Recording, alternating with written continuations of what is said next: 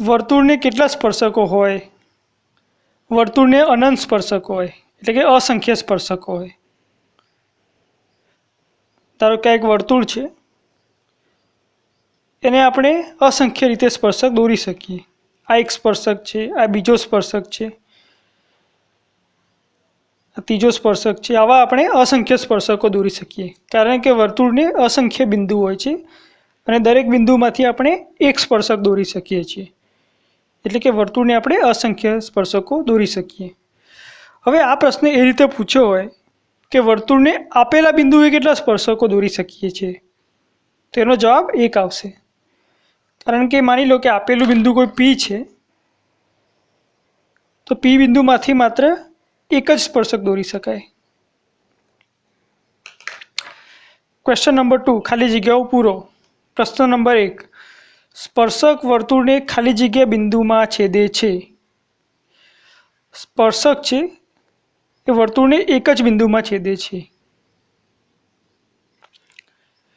વર્તુળને બે બિંદુમાં છેદતી રેખાને ખાલી જગ્યા કહે છે. હવે આ વર્તુળ છે, એને બે બિંદુમાં છેદે એ રેખાને છેદિકા કહે છે. છેદિકાની આ વ્યાખ્યા છે.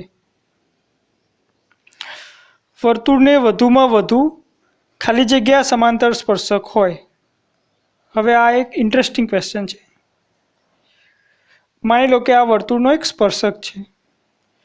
હવે અને સમાંતર આપણે સ્પર્શક દોરવો હોય, એટલે કે આ એને સમાંતર થશે. આ રેખા, આ બંને સમાંતર રેખાઓ છે, એટલે કે અને સમાંતર માત્ર એક જ સ્પર્શક દોરી શકાય.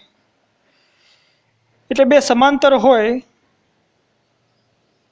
એવા માત્ર વર્તુળને બે સ્પર્શકો હોય છે.